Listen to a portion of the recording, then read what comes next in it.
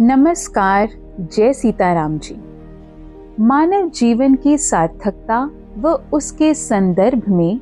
आत्मिक ज्ञान प्राप्ति की आवश्यकता को अभिव्यक्त करते हुए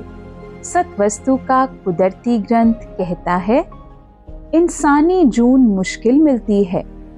ओ इंसान सब कुछ पा सकता है जो पा लवे आत्मिक ज्ञान। आवागमन उस सज्जनदा मिट गया, मेल उसने खा लिया, ओ पहुंच गया परम धाम। संभलो सजनो संभलो, हुन संभलो तो सही, वक्त है जे हुन संभलो तो सही। जिस तरह रविदास चमियार सी, तुसा लोकां नू पता है, ओ असलियत अपनी पहचान गया, तुसी भी अपनी असलियत नू पहचान लवो।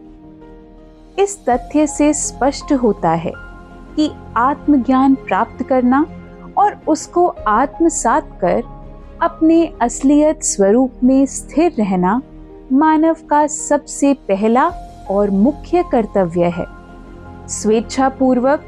इस कर्तव्य का संपादन करने से व्यक्ति का समुचित मानसिक, बौद्धिक व आत्मिक विकास होता है और उसके जीवन में संतुलन एवं समता सधती है। इसी तरह वह संतोष, धैर्य, सच्चाई, धर्म, निष्कामता व परोपकारता आदि सद्गुणों के वर्ताव द्वारा सुख, शांति व आनंद से जीवन व्यतीत कर सकता है और उसमें विशुद्ध परमात्म चेतना का संचार हो सकता है। आशय यह है कि इसी द्वारा वह समभाव समदृष्टि हो, अपने समस्त कर्तव्य ईश्वर के निमित्त समर्पित कर अकर्ता भाव से उनका पालन करता हुआ सज्जनता का प्रतीक बन सकता है और सत्य धर्म अनुसार मन, वचन, कर्म को समरसता से साधे रख अपने जीवन लक्ष्य को साकार कर अपने सच्चे घर परमधाम पहुंच विश्राम को पा सकता है। इस संदर्भ में सज्जनों, वर्तमान कलुषित वातावरण के दृष्टिगत यदि हम आज की सामाजिक परिस्थितियों का आंकलन करें तो ज्ञात होता है कि आत्मिक ज्ञान के अभाव, मनमत की प्रधानता व क्षणिक इंद्रिय विषयों का गुलाम, स्वार्थपर भोगवादी इंसान भौतिकता की अंधी दौड़ में व संसारी सुख सुविधाओं की प्राप्ति की होड़ में अपने जीवन के इस प्रधान कर्तव्य से मुख मोड़ बैठा है और शरीर के भीतर जिस चेतना का आत्मा का निवास है उसके विकास के प्रति अनभिज्ञ हो मानवीय मूल्यों के विपरीत भाव स्वभाव अपनाकर अधमता पूर्ण जीवन यापन कर रहा है। उसकी इस हालत का जिक्र करते हुए सतवस्तु का कुदरती ग्रंथ भी कहता है, भजन बंदगी इंसान भूल के ते, भूल गए स्वरूप हमारा, सच्चाई धर्म दे दो मंत्र भूल गए,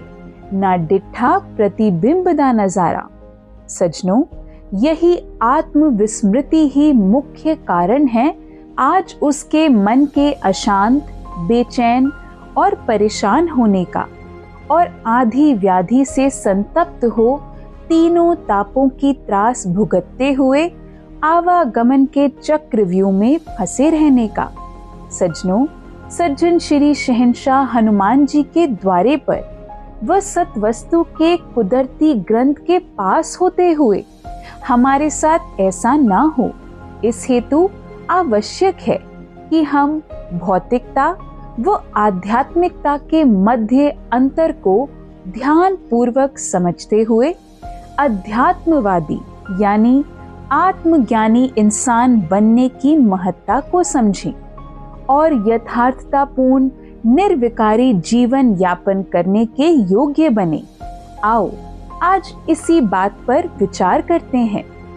सर्वप्रथम ज्ञात हो कि अध्यात्म का अर्थ होता है परमात्मा यानी आत्मा। इस आशय से अध्यात्म प्रत्येक शरीर में स्थित परमात्मा की सत्ता को उजागर करता है। इस सत्ता का बोध करने के लिए अध्यात्म ज्ञान यानी विद्या की आवश्यकता पड़ती है। अध्यात्म ज्ञान से तात्पर्य आध्यात्मिक विषयों यथा आत्मा तथा परमात्मा के संबंध का सच्चा ज्ञान कराने वाली अथवा जीव और परमात्मा का स्वरूप बताने वाली विद्या से है। इसे ब्रह्म ज्ञान यानी ब्रह्म विद्या यानी जिससे ब्रह्म या परमात्मा संबंधी तत्व ज्ञान प्राप्त हो भी कहते हैं। इस विद्या का वर्णन सत्वस्तु के कुदरती ग्रंथ व कुदरती आए अन्य वेद शास्त्रों में किया गया है। तभी तो शास्त्र कहता है,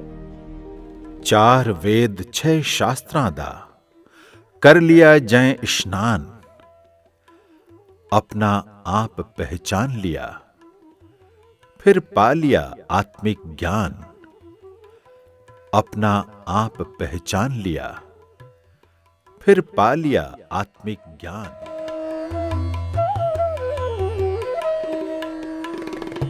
इससे ज्ञात होता है कि सत शास्त्रों में वर्णित अध्यात्म विद्या आत्मा और अनात्मा का विवेक जनाती है। पूर्ण श्रद्धा विश्वास व एक निष्ठा से इनका ध्यान पूर्वक अध्ययन चिंतन मनन व विवेचन करने वाला प्राणी किसी वस्तु के स्थूल रूप से सूक्ष्म रूप की ओर यानी उसके आध्यात्मिक रूप की ओर प्रवृत्त होने लगता है। इस तरह वह अपनी वृत्ति स्मृति बुद्धि व भाव स्वभावों को निर्मल कर तथा जीवा को स्वतंत्र संकल्प को स्वच्छ व दृष्टि को कंचन कर अपने ख्याल को ध्यानवल व ध्यान को आत्म प्रकाशवल स्थित करने में कामयाब हो जाता है और आत्म साक्षात्कार कर ब्रह्म ज्ञान से उत्पन्न वह सर्वोत्तम ब्रह्मानंद अथवा आत्म संतोष प्राप्त कर लेता है, जो कि लौकिक वस्तुओं के उपभोग आदि से प्राप्त क्षण भंगुर आनंद की अपेक्षा बहुत अधिक और परम उत्कृष्ट कोटि का होता है। इसका जिक्र करते हुए सत्वस्तु का कुदरती ग्रंथ भी कहता है,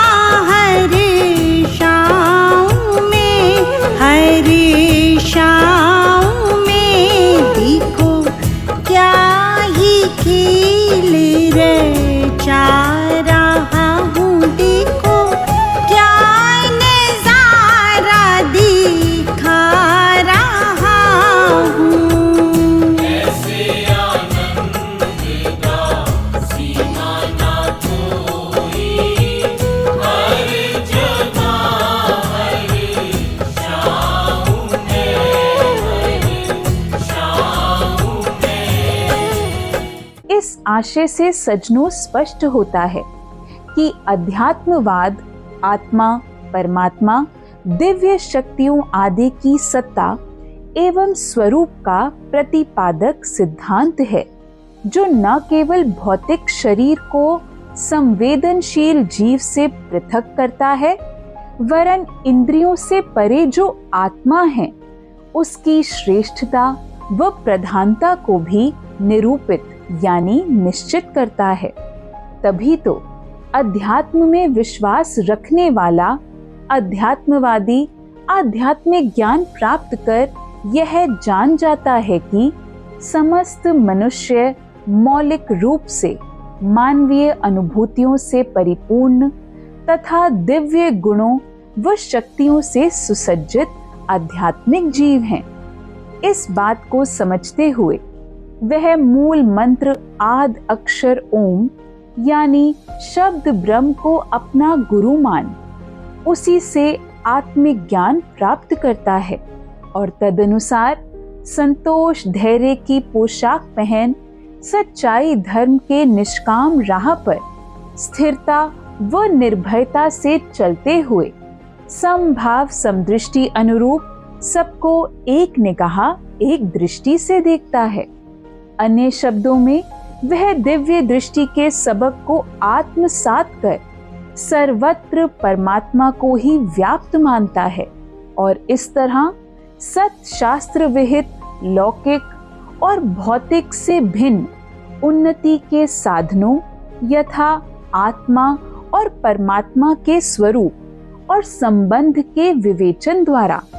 सामान्यतया राग और भोग में रुचिशील जीवन जीने के स्थान पर वैराग्य और त्याग में प्रवृत्त होता है। इस तरह आत्मिक उन्नति के प्रति प्रयत्नशील हो वह विवेकशील आत्म स्वरूप का यथार्थ जान जाता है और तदनुसार ब्रह्म भाव अनुसार इस जगत में निष्कामता से विचरते हुए सदा निर्लिप्त व निर्विकारी अवस्था में सदा रह जन्म की बाजी जीत लेता है, जैसा कि सतवस्तु के कुदरती ग्रंथ में कहा भी गया है, ब्रह्म शब्द वचन प्रवान करो, ब्रह्म शब्द बड़ा महाने, आवागमन उहदा मिट गया, उस पा लिया आत्मिक ज्ञाने, एहो मेरी ब्रह्म सता। इसके विपरीत यदि हम भौतिकता को समझें तो ज्ञात होता है कि यह 5 तत्वों यथा जल, वायु, अग्नि, पृथ्वी, आकाश से संबंध रखने वाली अथवा सांसारिक, शारीरिक, प्राकृतिक सिद्धांतों, नियमों आदि से संबंधित भौतिक अथवा लौकिक सृष्टि है। इसे समझने के लिए पदार्थ विज्ञान यानी भौतिक विज्ञान की आवश्यकता पड़ती है, जिसके तहत पृथ्वी, जल, वायु, अग्नि, आकाश इन पंचभूतों व तत्वों का विवेचन तथा पदार्थों का निरूपण किया जाता है। सारा विश्व प्रपंच और माया इसी के अंतर्गत आ जाते हैं। भौतिक विचार रखने वाला भौतिकवादी पदार्थों, प्रकृति व एकमात्र जड़वाद का ही अनुयायी या समर्थक होता है, इसलिए वह जड़ तत्व को ही मान्यता देता है तथा आत्मा और परमात्मा को नहीं मानता यानी नास्तिक होता है। अन्य शब्दों में कहें तो भौतिकवादी आध्यात्मिक यानी पारलौकिक न होकर संसार यानी जीवन की आवश्यकताओं तथा विषयानंद यानी शब्द, स्पर्श, रूप, रस और गंध जैसे प्राकृतिक विषयों की अनुकूल संवेदना को महत्व देता है। इसलिए उसका लक्ष्य आत्म स्वरूप को जानकर सहृदयवान बनना नहीं, अपितु असत्य अधर्म के काम युक्त रास्ते पर चलते हुए खाओ पियो और मौज करना होता है। जीव की इसी हालत का जिक्र करते हुए शास्त्र कहता भी है, कैसी बनाई दुनिया तुमने, विच जीव होया मस्ताना। तुम्हारे प्रतिबिंब दी खातिर जो दीपक पर जले परवाना। दुनिया बनाने वाले, ओ दुनिया दे वाली, कैसा तुम्हारा खजाना। अटल पटल जीवां विच रह के किस तरह अपना आप पहचाना, किस तरह अपना आप पहचाना।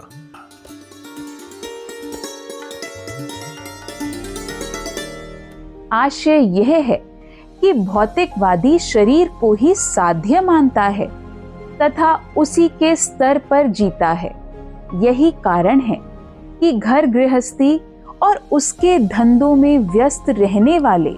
उस संसारी यानी भौतिक सुखों में उलझे हुए इंसान की चेतना पर अज्ञान का सघन आवरण छाया रहता है और वह वर्तमान यानी तत्कालीन, क्षणिक, नश्वर, परिवर्तनशील, अस्थिर सुखों को सर्वप्रिय मानता हुआ राग द्वेष, काम, क्रोध, लोभ, मोह, अहंकार आदि विकारों से ग्रस्त हो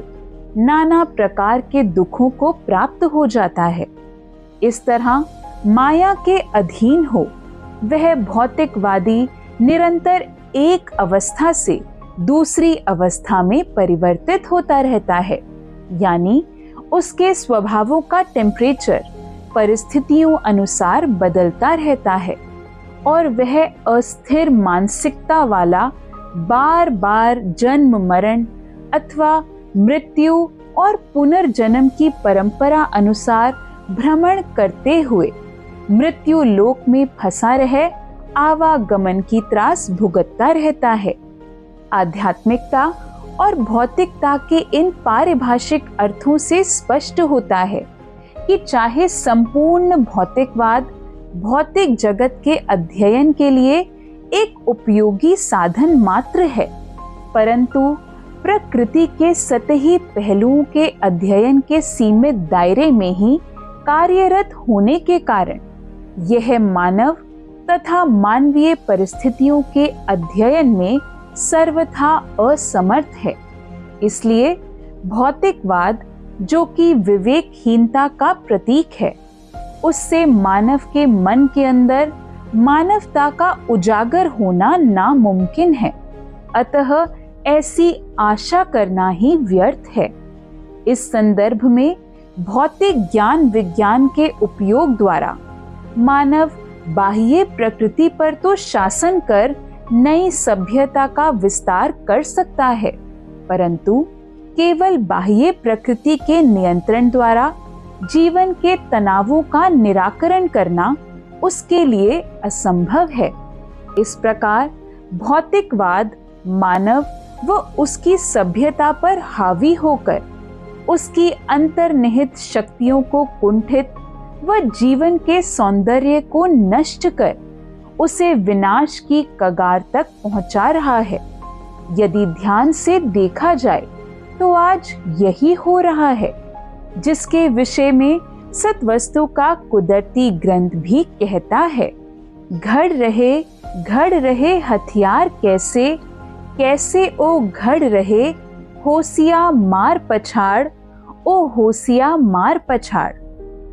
साथ ही इसकी चरम सीमा का वर्णन करते हुए यह भी स्पष्ट किया गया है,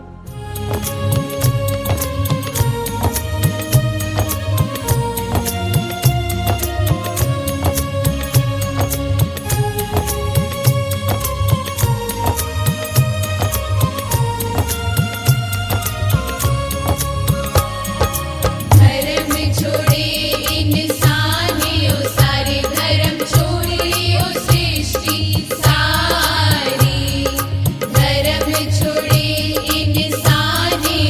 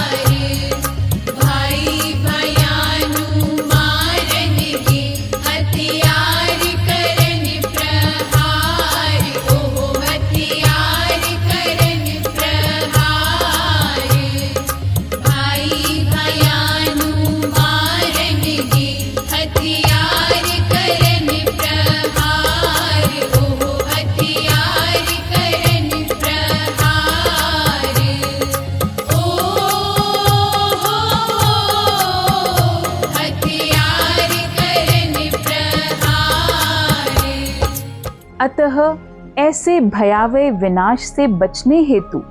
आध्यात्मिकता को अमल में लाना अति आवश्यक है। आध्यात्मिकता ही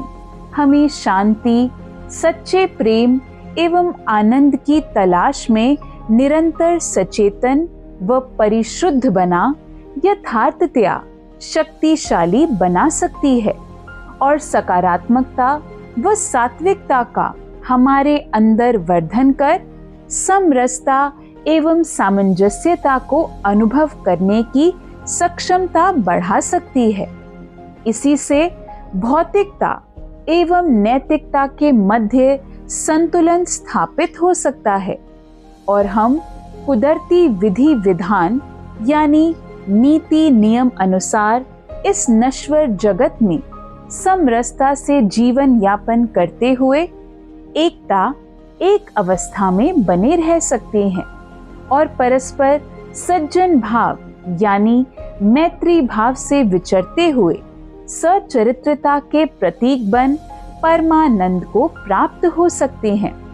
निश्चित रूप से ऐसा सकारात्मक परिवर्तन लाने के लिए अपने आप को क्रियात्मक रूप से प्रशिक्षित करना जरूरी है तथा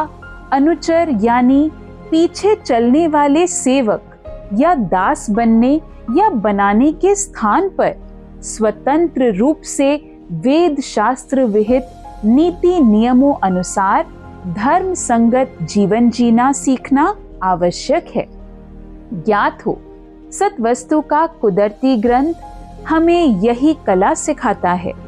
यानी मूल मंत्र आद अक्षर ओम अमर आत्मा को अपना गुरु मानकर वह सीधा वहीं से स्वतंत्रता पूर्वक आत्मिक ज्ञान प्राप्त कर ईश्वर है अपना आप प्रकाश, ईश्वर है जे अजपा जाप, इस विचार पर खड़े होने की प्रेरणा देता है। वह तदनुसार इस जगत में विवेकशीलता से आत्मीय भाव अनुसार सज्जनता पूर्वक निर्विकारी जीवन यापन करने की युक्ति बताता है। इस संदर्भ में कुदरत के आवाहन अनुसार जगह जगह समभाव समदृष्टि के स्कूलों का खुलना भी भौतिकवाद में उलझी व भटकी हुई आज की मानव जाति को आध्यात्मिक बनाने का एक अभूतपूर्व प्रयास है, ताकि समभाव समदृष्टि की युक्ति के अनुशीलन द्वारा आज का मानव अपने भीतर विद्यमान पशुत्व के भाव पर विजय पा अपने व्यक्तित्व को बौद्धिक स्तर से आध्यात्मिक स्तर पर ले जा सके। यहाँ सब मानेंगे कि इस प्रकार के आध्यात्मिक स्कूलों के माध्यम से आत्मिक ज्ञान प्राप्त करने के उपरांत ही मानव के हृदय में सकारात्मक, सशक्त एवं परोपकारी पवित्र विचारों का प्रवेश संभव हो सकता है और वह अपनी वृत्ति, स्मृति, बुद्धि व भाव स्वभावों को निर्मल कर सदाचारिता का प्रतीक बन सकता है। इसी तरह वह जो अनादि परम पुरुष अंधकार व माया से परे है, उसका बोध करने में व अपनी कलाकृति के अनुकूल अपनी उत्कृष्टता सिद्ध करने में कामयाब हो सकता है। यही नहीं, इसी प्रकार वह समभाव समदृष्टि व सज्जन भाव अपना जन्म मरण के चक्रव्यूह से निजात पा अंत विश्राम को पा सकता है। इस तथ्य के दृष्टिगत सज्जनों, हम तो यही कहेंगे कि ऐसा आध्यात्मिक मानव बनने के लिए जागृति में आओ और इस हेतु सत्य आत्मज्ञान प्राप्ति के प्रति